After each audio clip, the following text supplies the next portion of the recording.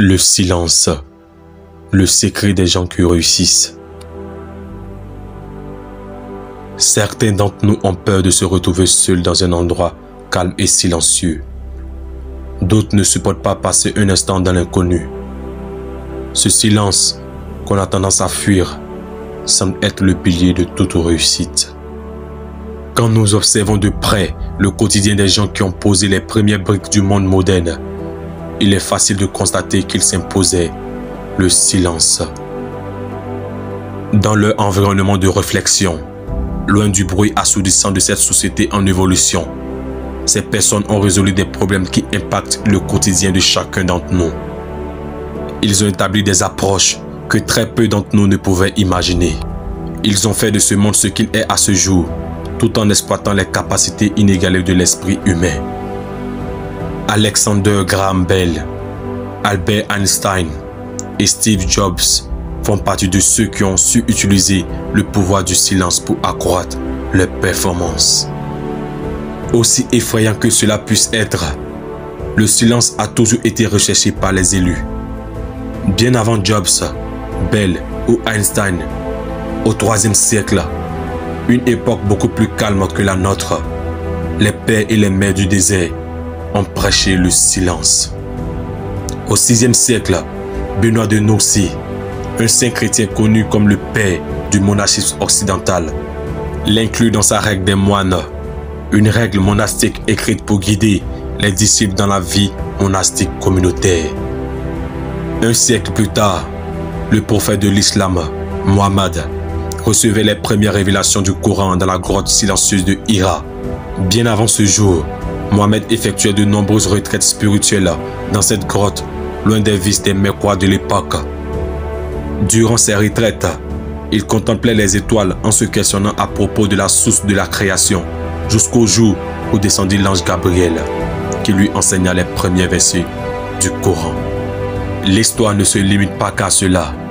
Thomas Merton, un moine qui suivait la règle du Saint Benoît et qui a vécu de temps en temps à New York, raconte dans son livre The Seven Storey Mountain que l'atmosphère de la ville est soudainement devenue terriblement tendue avec les nouvelles qui sortent des radios.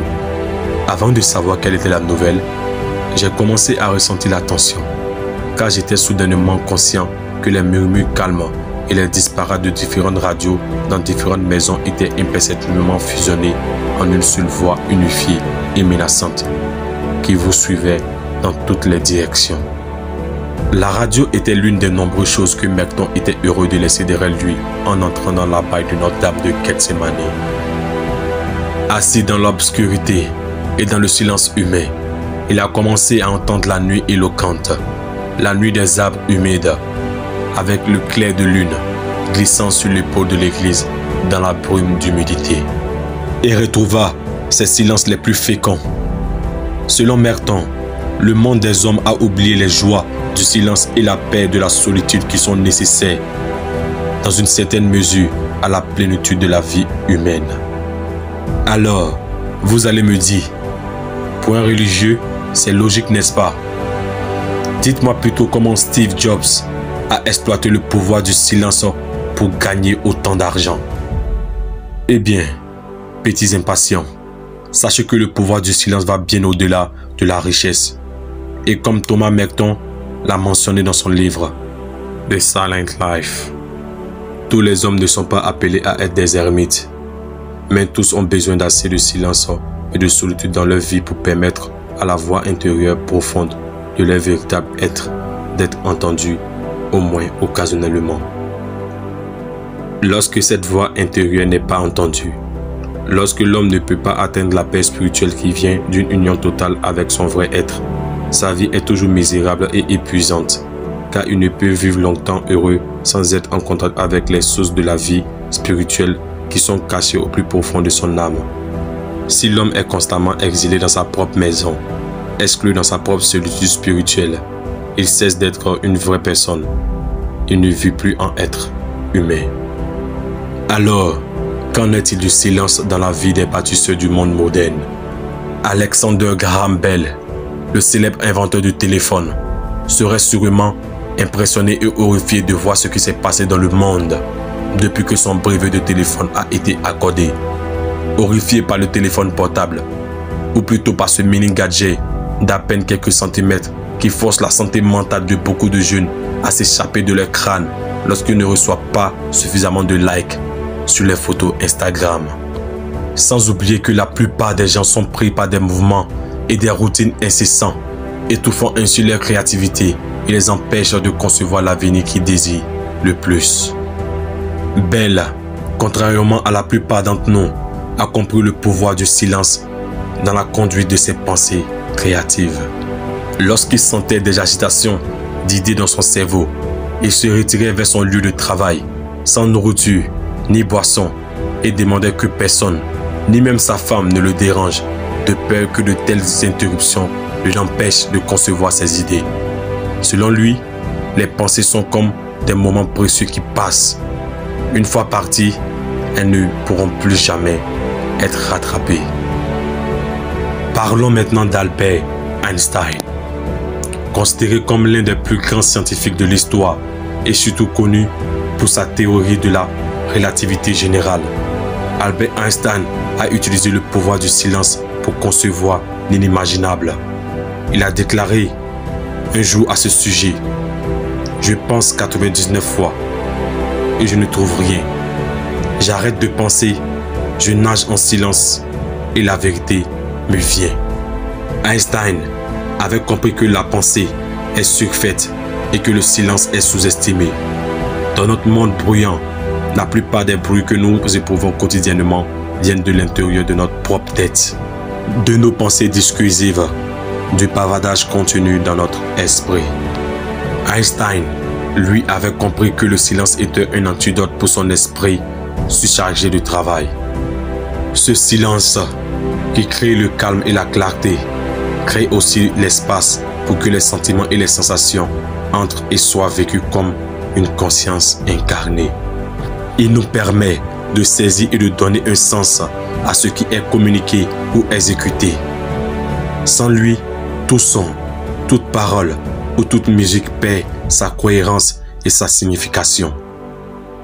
Ceci était clair pour Mozart, qui déclara que la musique n'est pas dans les notes, mais dans le silence qui se trouve entre elles. Évoquons à présent le cas de Steve Jobs. En entier, Stephen Paul Jobs est l'un des premiers entrepreneurs à comprendre que l'ordinateur personnel plairait à un large public. Il est considéré comme l'une des 3 plus grandes icônes de la haute technologie, rivalisé par Bill Gates et peut-être Mark Zuckerberg. Il est aussi connu pour sa capacité légendaire à créer des produits innovants et révolutionnaires. Cependant, peu de personnes savent qu'il a été un pionnier dans ce qui était autrefois une technologie de l'esprit, plutôt ésotérique. Il s'agissait d'utiliser la méditation de pleine conscience pour réduire le stress, gagner en clarté et améliorer sa créativité. Jobs a déclaré en ces termes: « Si vous vous asseyez et observez, vous verrez à quel point votre esprit est agité. Si vous essayez de le calmer, cela ne fait qu'empirer, mais au fil du temps, il se calme. Et quand il le fait, il y a de la place pour entendre des choses plus subtiles. C'est alors que votre intuition commence à s'épanouir et que vous commencez à voir les choses plus clairement et à être plus présent dans le présent. Votre esprit ralentit et vous voyez une immense étendue dans le moment. Vous voyez tellement plus que vous ne pouviez voir auparavant. C'est une discipline et vous devez le pratiquer. La méditation est donc l'une des meilleures façons d'intégrer le calme à votre journée et d'appréhender le silence et son pouvoir sur votre esprit. Elle a permis à Steve Jobs de voir clair dans l'avenir de son entreprise et de se connecter à ce qu'il croyait être sa mission, au point où il conseilla à Mark Zuckerberg d'aller visiter le temple dans lequel il était passé en Inde. Le reste appartient désormais à l'histoire. Le silence est donc la porte d'entrée vers des pensées non découvertes.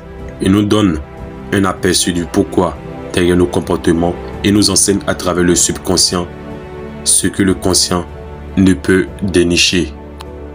Pendant que nous sommes excités à prendre certaines décisions et à agir d'une certaine manière, Le silence nous force à nous demander si nos comportements sont alignés avec nos valeurs et nos intentions, et nous permet ensuite de déterminer la meilleure façon d'agir face à la dite situation. Le silence favorise la conscience de soi et nous permet de nous connecter avec notre environnement. Lorsque vous êtes silencieux, vous remarquerez un changement distinct dans votre capacité à être plus conscient de vous-même, de vos émotions et de vos sentiments.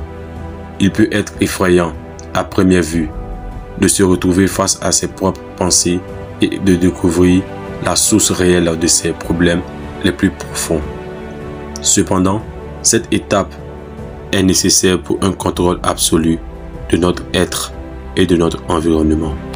Le silence constitue une discipline par laquelle des prophètes aussi variés que Moïse, Jean-Baptiste et Mohammed se sont préparés à leur ministère et ont reçu des révélations qui fondaient de nouvelles religions.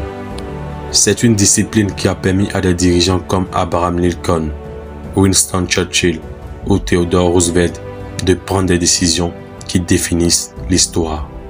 C'est aussi une discipline qui a permis à des penseurs comme Alexander Graham Bell, Albert Einstein et Steve Jobs d'apporter des solutions que très peu d'entre nous ne pouvaient concevoir. Et comme l'a dit Wayne Dyer, les pensées émergent du néant et du silence. Les mots sortent du vide. Votre essence même a émergé du vide. Toute créativité nécessite une certaine tranquillité.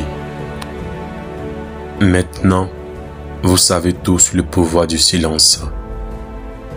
Merci et à bientôt.